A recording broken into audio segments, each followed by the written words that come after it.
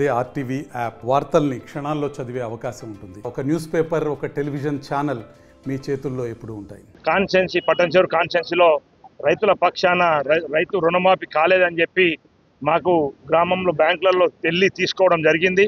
ఇక్కడ ఈ మండలంలో ఈ కాన్స్టిట్యున్సీలో తీసుకున్నట్టుంటే ఇక్కడ ఒక 30% కూడా కాలేదు వారికి రుణమాఫీ, ఇంకా 70% కావాలి.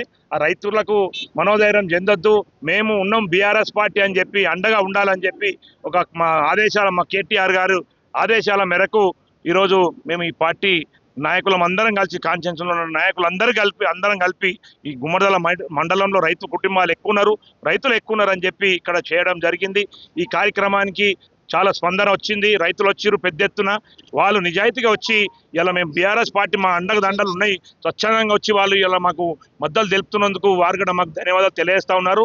అదేవిధంగా 100% వారికి రుణమాఫీ అయ్యే వరకు మేము వాళ్ళ పక్షాన మేము పోరాడతాం. అందరికీ నమస్కారం. ఇవాళ బీఆర్ఎస్ పార్టీ తరఫున మా కేసీఆర్ గారు, కేటీఆర్ గారు, హరీష్ రావు గారి ఆదేశాల మేరకు పటాన్చెరు కాన్స్టిట్యున్సీలో గుమ్మడిదల మండలంలో మరి వాళ్ళ పెద్ద ఎత్తున రైతు రుణమాఫీ ఏదైతే కాకుండా అయ్యింది అని చెప్పి ప్రభుత్వం సంకలు కుదుకుంటుందో కాలేదు, మరి మేము దానికి నిరూపిస్తామని చెప్పి ఇవాళ దగ్గర 400-500 మంది రైతులతోటి ఇవాళ మా గుమ్మడిదల మండల కేంద్రంలో మరి రైతు ధర్నా చేయడం జరిగింది.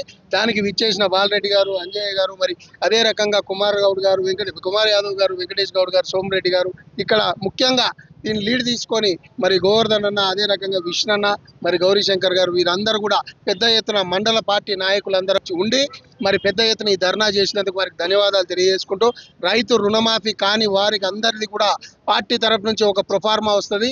ప్రొఫార్మా ఊరికి పంపించి మా ఉన్న నాయకులందరం కూడా ప్రతి గ్రామంలో రైతు రుణమాఫీ ఎవరెవరికి కాలేదో వాళ్ళందరి డీటెయిల్స్ అన్ని కూడా తీసుకొని మరి ఎంఆర్ఓకి, ఆర్డీఓకి, అదే రకంగా కలెక్టర్కి సమర్పించి వారందరికీ కూడా రుణమాఫీ జరిగే విధంగా బీఆర్ఎస్ పార్టీ తరఫు నుంచి మరి మా హరీష్ రావు గారి నాయకత్వంలో మేమందరం కూడా ముందుకు పోయి రైతుకు న్యాయం చేస్తామని చెప్పి తెలియజేసుకుంటూ, మాకు అవకాశం ఇచ్చిన పెద్దలందరికీ మరి ముఖ్యంగా గుమ్మడిదల నాయకులందరికీ కూడా పేరు పేరున హృదయపూర్వకంగా నమస్కారం.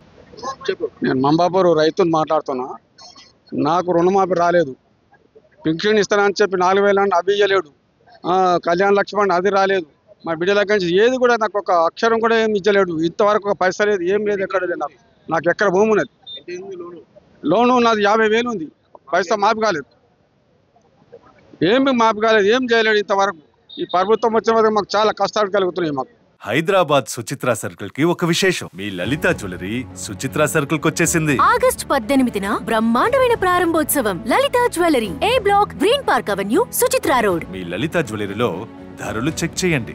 డబ్బులు చాలా చాలా ఆదా చేస్తారు. డబ్బులు ఎవరికి ఊరికే రావు.